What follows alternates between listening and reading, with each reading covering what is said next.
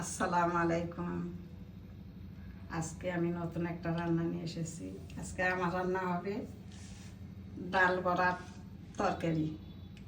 এটা অ্যাঙ্কার ডাল। আমি অ্যাঙ্কার ডাল বেটে নিয়েছি ভেজানোর পর।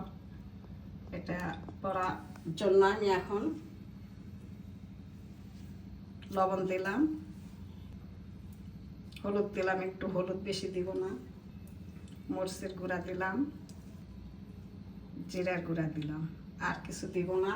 তরকারি রান্না করার সময় সব কিছু দিব। তো আমি কিছুটা রাখে দিব, শুকনা ভেজে খাবো। এখানে পেঁয়াজ টিয়াজ সব কিছু দিয়ে মেখে নিয়ে শুকনা খাবো। আর একটু ঝোল করব, একটু এমনিতে এগুলা দিয়ে ভেজে নিব। এসব দিয়ে ভেজে নিয়ে এটা ঝোল তরকারি আর কি করবো। তো ভেজে নেওয়ার জন্য কিছু দিতে হয় না, পেঁয়াজ টিয়াজ বা আদা রসুন বাটা এগুলো দিলে ভেতরে কাঁচা গন্ধটা থাকে। মেখে নেওয়া হয়ে গেছে, আমি এখন ভেজে নেব। কড়াতে তেল বসাইছি।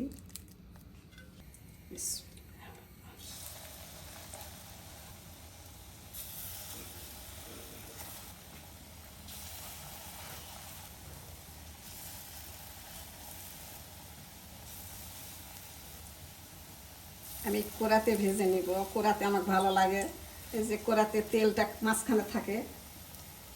তাওয়াতে আমার ভালো লাগে না, তাওয়ার তেলটা সাইডে থাকে। এই জন্য কড়াতে ভালো লাগে আমার। সবসময় যেন মাঝখানে তেলটা থাকে।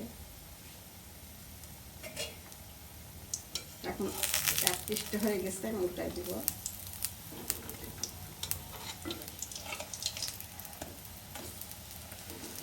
এটা বেশি কড়া করে ভাজা হবে না, একটু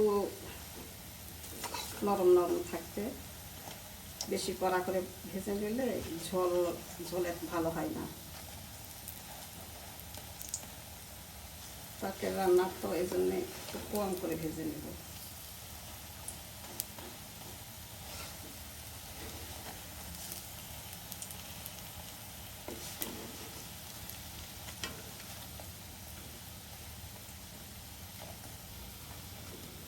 এটা হয়ে গেছে, আমি এখন উঠাই নিব।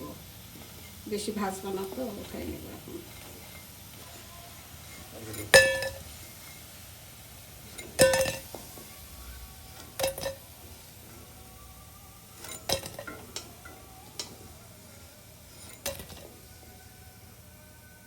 আমি পাতিল চড়াই দিছি, এখন রান্না করে নিব। পাতিলে তেল দিলাম,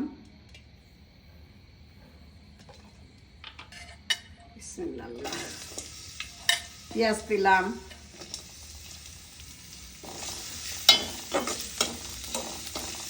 পেঁয়াজটা আমার লাল হয়ে গেছে। এখন টমেটো ছেড়ে দিব আমি।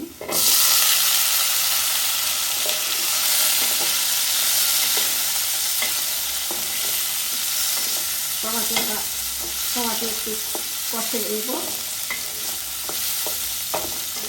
ভালো করে একটু কষে নেব। তো এখানে আমি দিলাম আদা রসুন বাটা, হলুদের গুঁড়া দিলাম। হলুদ দিলাম আমার অনেক কালার হয়, ভালো কালার হয়, একটু দিলেই হয়ে যায়। জিরার গুঁড়া দিলাম, মরিচের গুঁড়া দিলাম, ধনিয়ার গুঁড়া দিলাম, স্বাদ মতো লবণ দিলাম, একটা তেজপাতা দিলাম। এখন ভালো করে নেড়ে চেড়ে আমি টমেটোটা একটু কষে নেব। একটু পানি দিব আমি।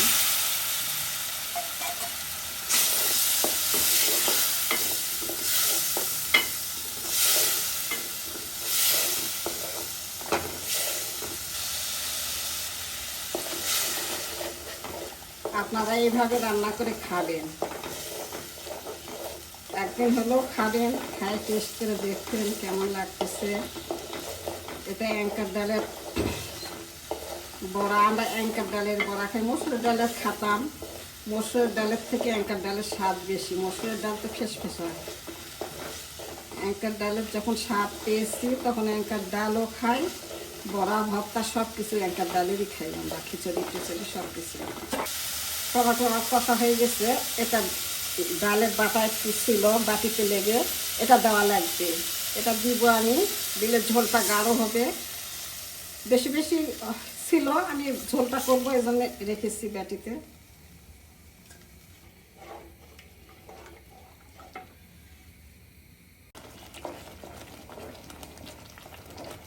এরকমভাবে কষে কষে এই যে গাঢ় হয়ে যাবে। তারপরে একটু ঝোল দিব আমি এখন ঝোল দিব, এটা গরম পানি। বড়ার ঝোল টানে বেশি, এই জন্য একটু বেশি করে দেবো। বলক উঠলে বড়াগুলো ছেড়ে দেব। বলক উঠে গেছে, আমি এখন বড়াগুলো ছেড়ে দেব।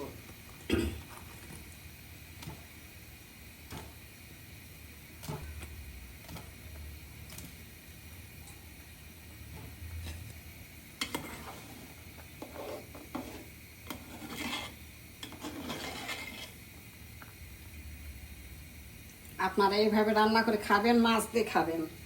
আমি মাছ দিইনি, আমি এমনি রান্না করছি, মাছ দিয়ে অনেক ভালো হবে।